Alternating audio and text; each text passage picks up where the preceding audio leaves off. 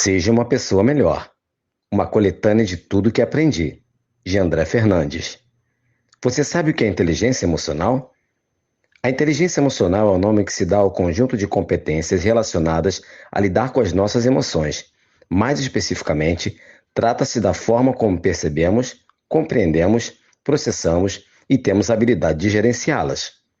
Segundo dois renomados psicólogos, Salovey e Mayer, isto está ligado a 4 domínios básicos que são: a percepção das emoções, que é a precisão com que uma pessoa identifica suas emoções. O raciocínio por meio das emoções, onde a pessoa emprega as informações emocionais para facilitar o seu raciocínio. O entendimento das emoções, que é captar variações emocionais nem sempre evidentes e compreender a fundo as emoções de uma forma mais sofisticada. O gerenciamento das emoções, que é a aptidão para lidar com os próprios sentimentos. Estes domínios básicos, em sua definição, são a capacidade de perceber e exprimir a emoção, assimilar o pensamento, compreender e raciocinar e saber regular em si próprio e nos outros. Apesar de não ter introduzido o conceito, outro importante psicólogo, Daniel Goleman, também escritor e PhD na Universidade de Harvard, é o grande responsável por popularizar tais domínios. Em 1995, quando atuava como jornalista científico do New York Times, ele lançou o livro Inteligência Emocional. Com mais de 5 milhões de cópias vendidas no mundo todo e tradução para 40 idiomas, o best-seller impulsionou a atenção das pessoas pelo tema, tornando o conceito acessível a vários segmentos da sociedade. A partir dele, a mídia e outras entidades acadêmicas começaram a explorar ainda mais o assunto. Goleman descreve a inteligência emocional como a capacidade de uma pessoa de gerenciar seus sentimentos, de modo que eles sejam expressos de maneira apropriada e eficaz. Segundo o psicólogo, o controle das emoções é essencial para o desenvolvimento da inteligência de um indivíduo. Seu modelo foca em uma série de competências e habilidades que, de acordo com ele, propiciam melhores desempenhos profissionais, inclusive como líder. Em um ambiente corporativo, por exemplo, se engana quem pensa que apenas as capacidades técnicas são analisadas. A inteligência emocional no trabalho é um fator importante para se atentar. Saber como falar ou receber críticas construtivas são alguns dos aspectos que se encaixam na inteligência emocional, assim como conseguir lidar com situações difíceis com calma. Para entender o que é inteligência emocional, vamos ver um exemplo dela na prática.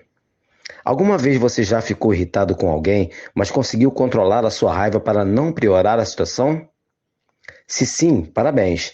Você provou ter inteligência emocional, ou seja, soube respirar fundo e controlar os seus impulsos. Em um artigo para o Harvard Business Review, o psicólogo Thomas Chamorro Premuzic, professor de psicologia empresarial da University College London e na Columbia University, recomendou 5 passos fundamentais para aumentar a inteligência emocional. São eles: 1. Transformar o autoengano em autoconsciência. A personalidade se molda, principalmente com base na identidade e na reputação, explica Thomas. Para muitas pessoas existe uma disparidade entre os dois, o que pode fazer com que eles ignorem qualquer feedback negativo. No entanto, a verdadeira autoconsciência consiste em conseguir ter uma visão realista dos próprios pontos fortes e fracos. Isso não vai acontecer sem um feedback preciso, diz o psicólogo. Investir em avaliações baseadas em dados, como testes de personalidade e pesquisas de feedback, é uma boa. 2. Transformar o foco em si próprio e foco nos outros.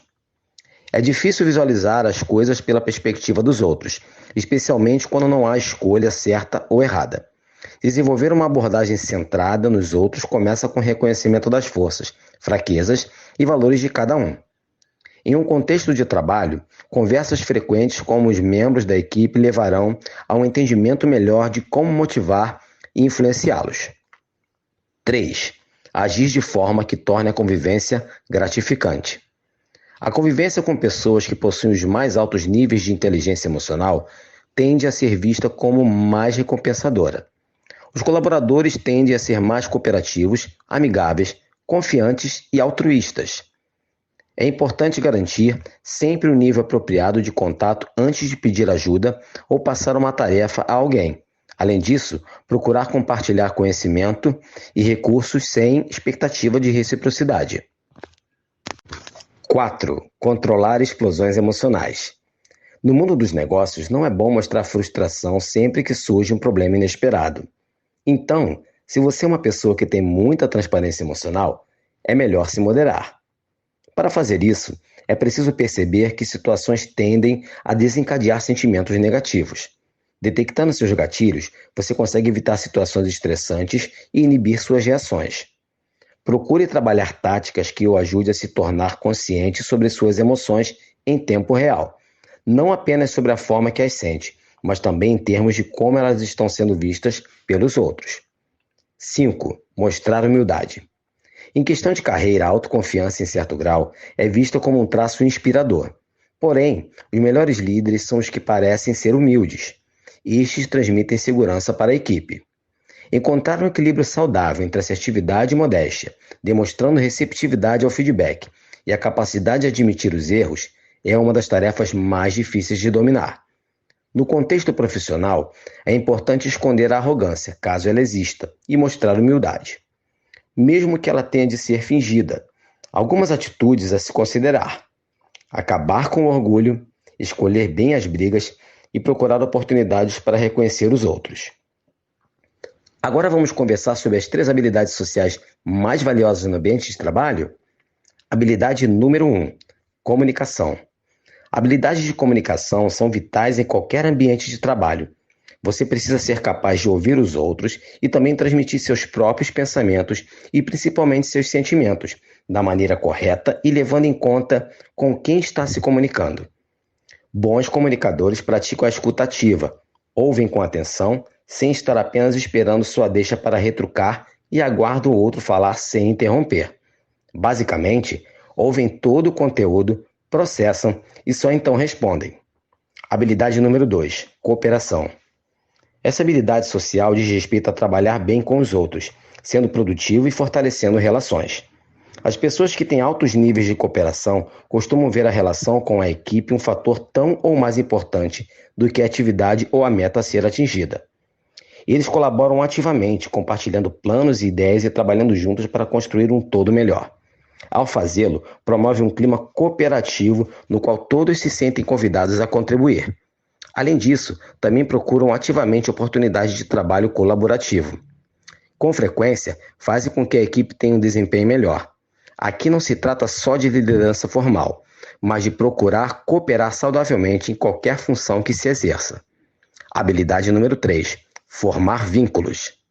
Formar vínculos é essencial para construir e manter relacionamentos com outras pessoas.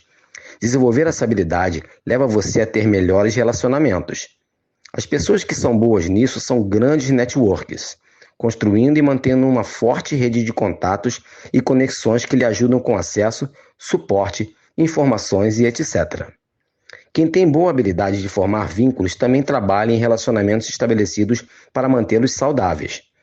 Uma característica das pessoas que são boas nessa habilidade é que elas têm muitos amigos, entre eles colegas de trabalho. É muito sobre a valorização dos outros, é estar interessado e querer saber mais sobre eles de verdade. Essas 3 habilidades não só fazem de você um profissional mais eficiente, como lhe dão mais chances de alto desempenho, destaque e beneficiam enormemente as organizações. Por isso, costumam ser bastante procuradas em recrutamento de todas as áreas. Minutos finais. Sentimentos e emoções.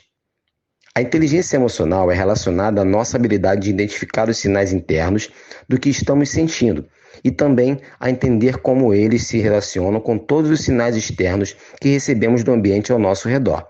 Diz muito respeito à identificação e regulação de emoções.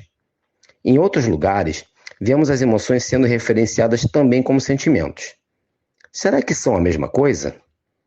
Emoções e sentimento não são a mesma coisa. Inclusive, ao compreender a diferença entre os dois, o seu desenvolvimento em direção a uma vida emocionalmente mais saudável pode melhorar. André Fernandes.